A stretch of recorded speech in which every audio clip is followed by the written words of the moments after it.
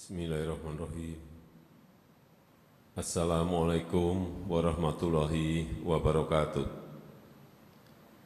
Selamat pagi, salam sejahtera bagi kita semuanya. Om Swastiastu, Namo Buddhaya, salam kebajikan.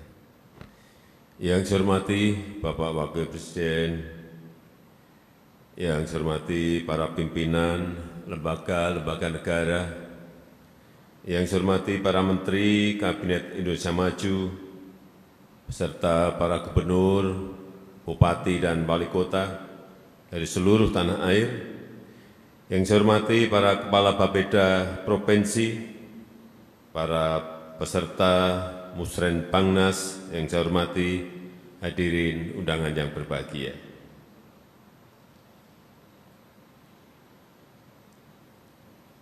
Tahun ini dan tahun depan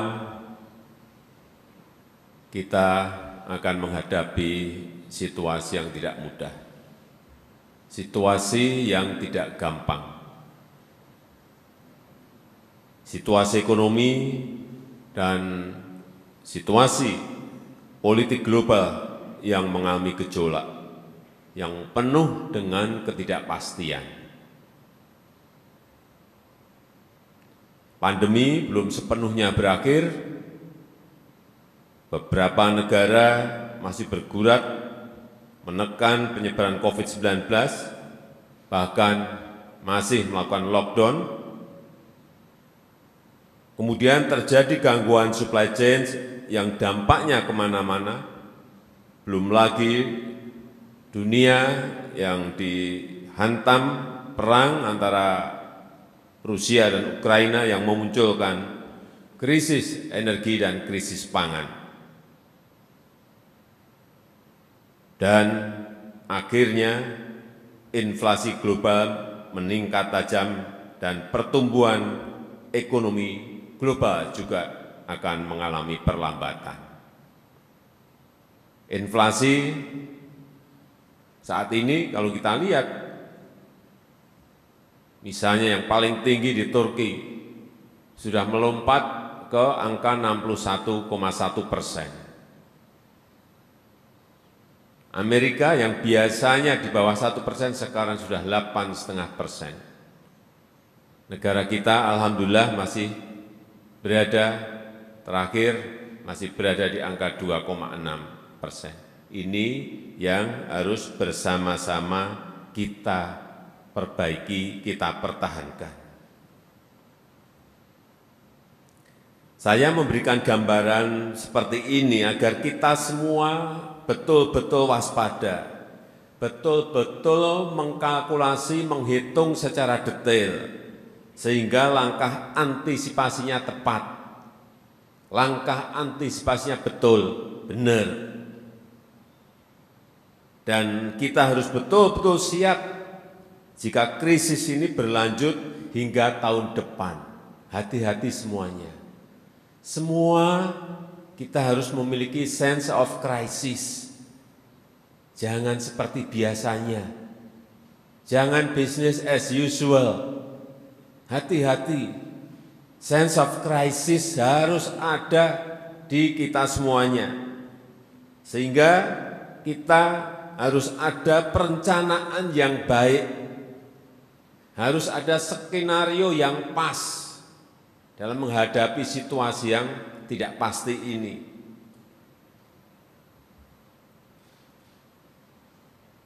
Dan di tengah situasi yang penuh gejolak ini, kita patut bersyukur perkembangan ekonomi negara kita menunjukkan tren yang positif, surplus perdagangan juga positif. Februari di angka 3,82 miliar, dan kemarin di Maret di angka 4,5 miliar surplusnya, ini sangat baik. Pertumbuhan kredit di Februari juga 6,33, naik dari Januari 5,79, ini juga menunjukkan tren yang baik.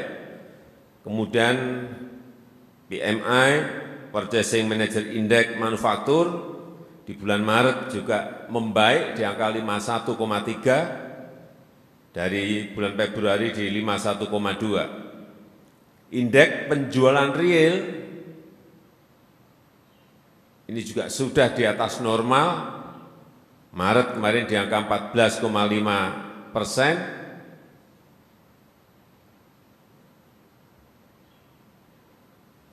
Dan indeks keyakinan konsumen juga sudah berada di atas normal. Saya kira angka-angka seperti ini harus kita jaga, momentum tren positif pertumbuhan ekonomi juga harus kita jaga. Dan sebagaimana tema RKP 2023, kita harus bekerja keras untuk meningkatkan produktivitas menuju pertumbuhan ekonomi yang inklusif dan berkelanjutan.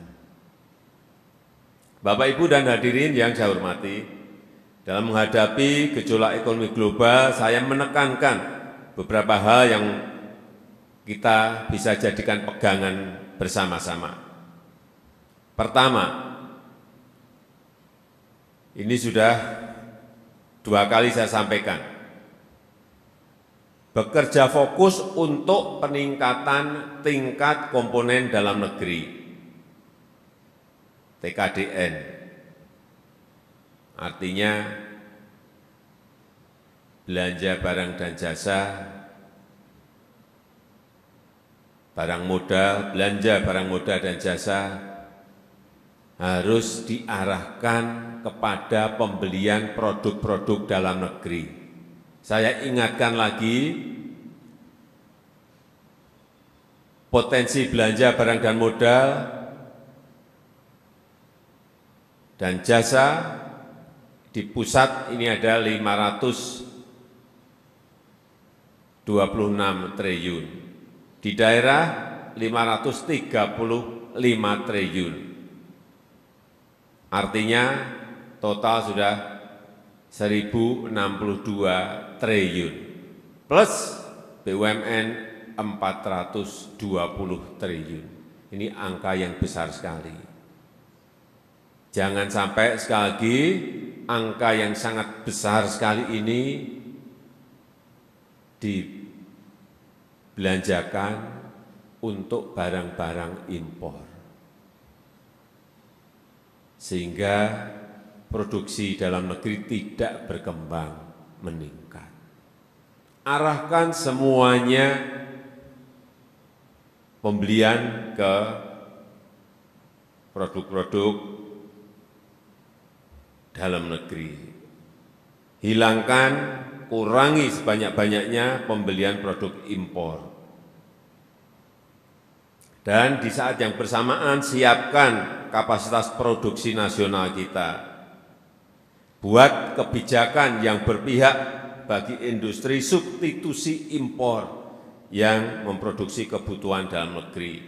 Misalnya jagung masih impor, tanam jagung. Kenapa? Tanam jagung dimanapun juga tumbuh. Kenapa masih impor? Kedelai kita juga masih impor. Padahal banyak daerah yang sesuai untuk penanaman kedelai. Lakukan ini. Kemudian beri pendampingan UMKM sehingga bisa naik kelas untuk memenuhi standar-standar global, standar-standar internasional. Yang kedua, percepat proses hilirisasi industri yang dilakukan di dalam negeri.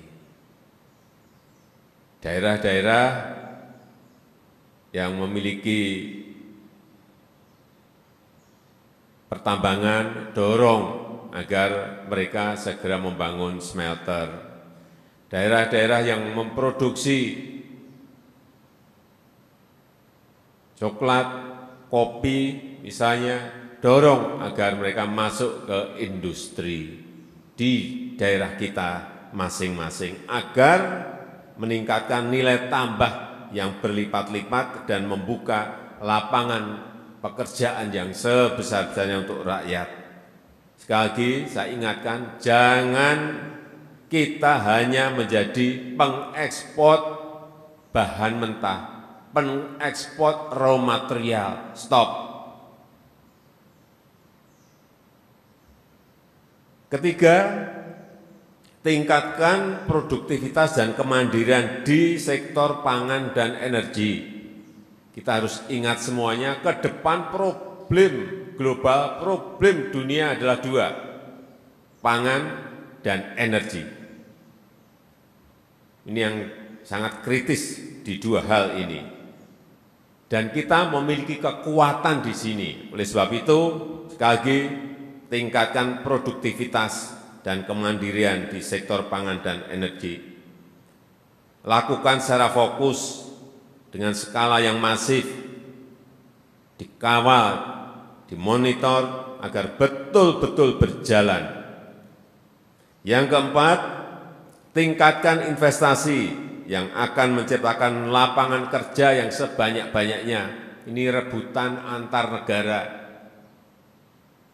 Kalau pelayanan perizinan kita belum cepat, di pusat maupun di daerah, segera sederhanakan dan percepat, layani semua yang berkaitan dengan investasi. Karena kita tidak dapat lagi bergantung kepada APBN dan APBD. Hati-hati mengenai ini. Oleh sebab itu, kita harus kreatif mencari sumber-sumber pembiayaan baru yang inovatif, dengan terus meningkatkan kemudahan berusaha dan daya tarik investasi. Yang kelima, tahun depan kita akan memulai lagi ketentuan sesuai regulasi defisit di bawah 3% PDB. Karena itu perencanaan harus betul-betul rinci, perencanaan harus betul-betul detail, harus betul-betul tepat. Lakukan penajaman belanja, sehingga kualitas belanja semakin baik, semakin meningkat. Optimalkan penerimaan perpajakan. Yang keenam, agenda-agenda strategis untuk peningkatan SDM, peningkatan sumber daya manusia harus terus berjalan. Percepatan kemiskinan ekstrem, angka stunting yang kedua harus diturunkan. Peningkatan kualitas SDM melalui transformasi di bidang kesehatan. Peningkatan akses dan kualitas pendidikan, dan juga upscaling, reskilling tenaga kerja agar semakin produktif dan kompetitif. Yang ketujuh, kita harus mempersiapkan pelaksanaan pemilu yang tahapannya dimulai nanti di Juni tahun 2022. Saya minta seluruh kementerian, lembaga, dan pemerintah daerah, provinsi, kabupaten, dan kota mendukung pelaksanaan tugas KPU dan Bawaslu, termasuk tentu saja dukungan anggaran, baik dari APBN maupun APBD, agar pemilu terselenggara dengan baik, sukses, dan lancar. Saya rasa itu saja yang ingin saya sampaikan dalam kesempatan yang baik ini.